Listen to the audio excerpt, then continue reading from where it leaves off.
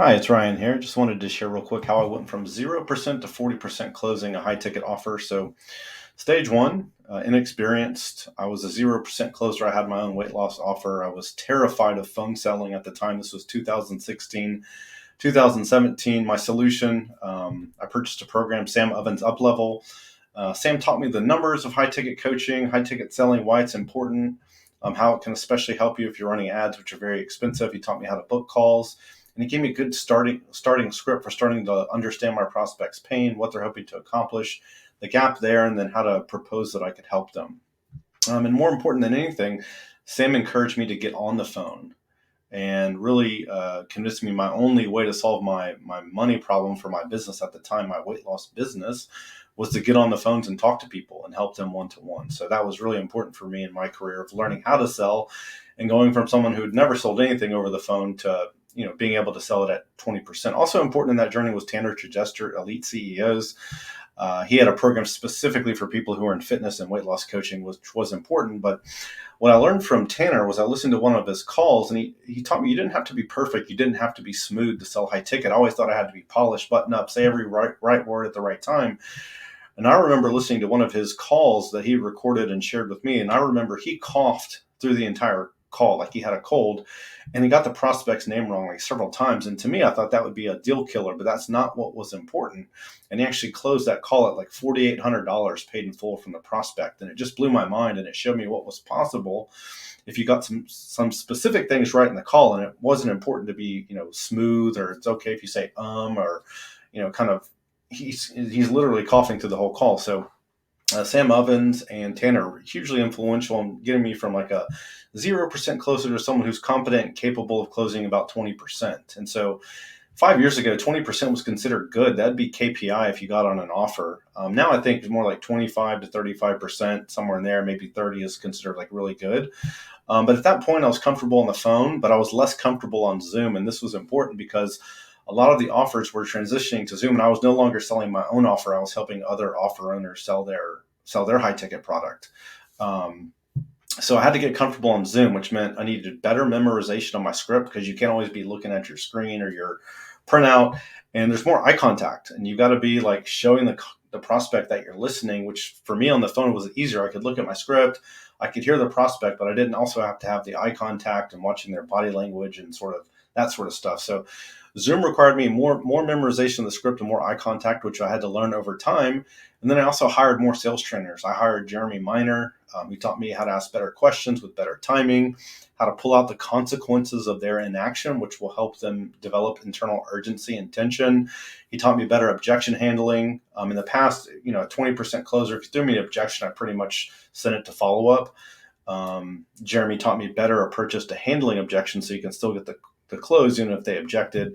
He taught me more about expressiveness and tonality. And then also hired Bill Walsh, who was one of Jeremy's students, but I felt like Bill had something special going with objection handling. And he really, to this day, I feel like Bill has the best objection handling scripts. And that helped me, hiring those two guys helped me get to more of like a 30% closer. Someone's capable closing an inbound Zoom call at 30% on average. And, from 30%, what was the next frontier? Like, how could I differentiate myself? Because a lot of people have been trained by Cole Gordon, Jeremy, Bill. There's a lot of other people who have similar capabilities. And I wanted to continue to get better. And so I started thinking about persuasion. And I'd heard things from Naval Ravikant, Alex Hormozy, that like product is most important, and then it's marketing, and then it's sales. So if you're having trouble with sales, the problem is more likely to be upstream with the product or the marketing.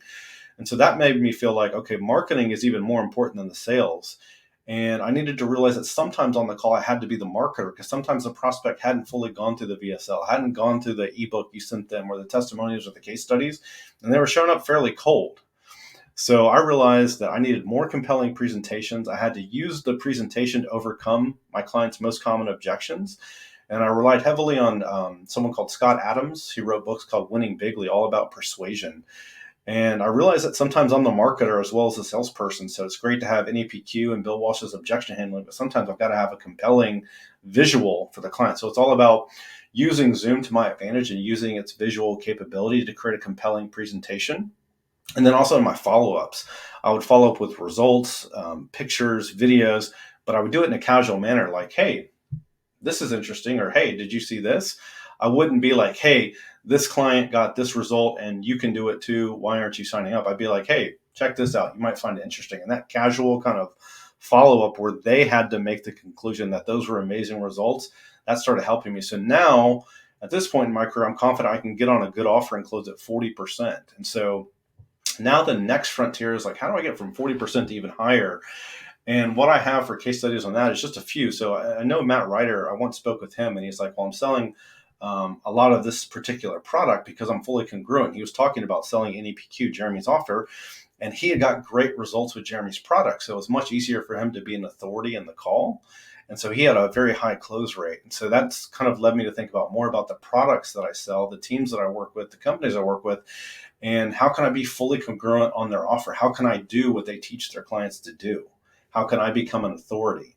And then also Alex Hormozy talks about your confidence and commitment comes from your observations of how well the product delivers. And so right now, a lot of my career focus is on how can I find teams and offers that deliver the result? Because that in turn will create the confidence and commitment in me so that all the things I've learned in the past, I'll be able to show up with full effort and full commitment on the call. Okay, so that's kind of the next frontier for me is being very selective in my offers when I do join a team so that I am able to kind of get to this next frontier. So that's my journey from going really from a 0% closer, terrified of phone selling, to now capable of closing offers at 40%. I hope you enjoyed.